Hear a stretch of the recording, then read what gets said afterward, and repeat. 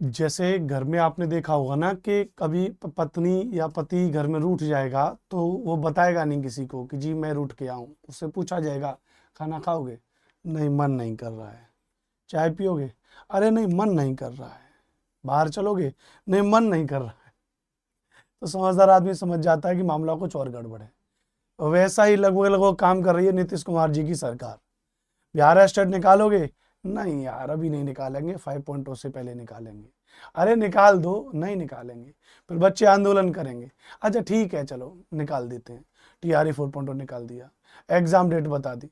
Form कब से भरोगे? अरे इसी सप्ताह में भरवा देंगे। फिर बच्चों ने आंदोलन किया तो ले ठीक है, चलो डेट दे दी 11 सितंबर से 19 सितंबर। हजारों विद्यार्थी लगा कि भैया ठीक है, अब फॉर्म भर पाएंगे, अब यार स्टेट का पेपर होगा। पता चला पूरे दिन साइड ही काम नहीं कर रही है, फिर कह रहे हैं टेक्निकल इश्यू है।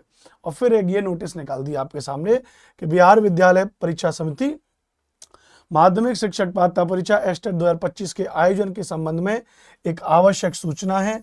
और आवश्यक सूचना है कि एतद द्वारा विज्ञप्ति संख्या इतने इतने के क्रम में माध्यमिक शिक्षक पात्रता परीक्षा एस्टेट 2025 में सम्मिलित होने वाले आवेदकों एवं सभी संबंधितों को सूचित किया जाता है कि उक्त परीक्षा के ऑनलाइन परीक्षा आवेदन पत्र भरने की तिथि 11/9/2025 से 19/9/2025 तक निर्धारित की गई थी, जिसे तकनीकी कारणवश तत्काल स्थगित किया जाता है।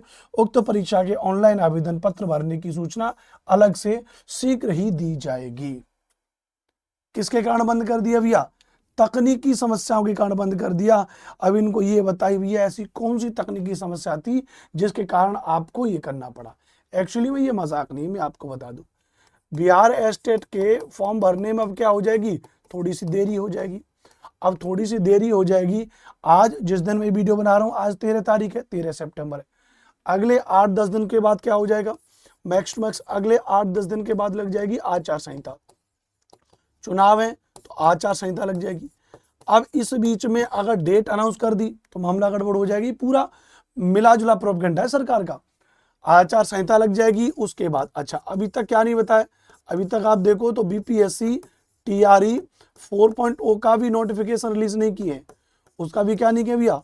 उसका भी नोटिफिकेशन रिलीज ही नहीं किए। और नोटिफिकेशन रिलीज नहीं किए, अब जैसे ही अगर मान लेते आचार संहिता लग जाएगी, फिर आप कोई नया एग्जाम करा नहीं सकते, कोई नया नोटिफिकेशन निकाल नहीं सकते, कोई आप नया काम नहीं कर सकते। तो सरकार क्या कहेगी भी ऐसी बात को लेकर के कि देखो साहब, हम तो एग्जाम करा रहे थे ना, हम तो बिहार स्टेट का भी एग्जाम करा रहे थे विद्यार्थियों कहने पर, हम तो बीपीएससी टीआरई 4.0 का भी एग्जाम करा रहे थे। अब ये तो थोड़ी सी उसमें टेक्निकल इश्यू आ गया, तकनीकी समस्या आ गई, जिसके कारण है, और अब ये चुनाव के द्वारा ये एग्जाम नहीं हो पा रहा है। मतलब कुल मिलाकर के चुनाव का बहाना बना करके ये एग्जाम कराने की सरकार की बिल्कुल मंशा नहीं है।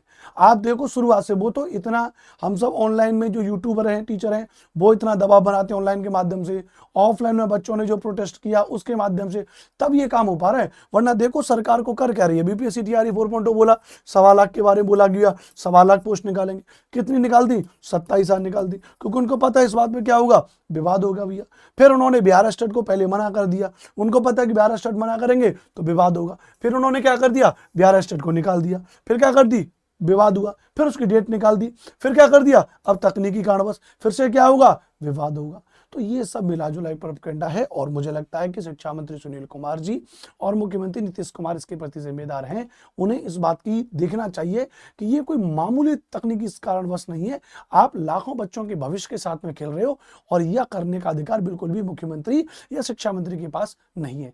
आप लोगों को इसके मामले में क्या कहना है, कमेंट बॉक्स में कमेंट करिए। और अभी भी हम यही कह रहे हैं इस वीडियो में कि यदि कोई तकनीकी कारण है तो ऐसा कौन सा तकनीकी कारण है जिसको आप 1 या 2 दिन में सॉल्व नहीं कर पा रहे हो, जिसको 1 या 2 दिन में आप सॉल्व नहीं कर पा रहे हो, ऐसा कौन सा तकनीकी कारण है। और यदि तकनीकी कारण है तो इसको एग्जाम को, आप एग्जाम का जो फॉर्म फिलिंग है वो कब तक कराओगे, ये बात आप हमको पता करके दीजिए।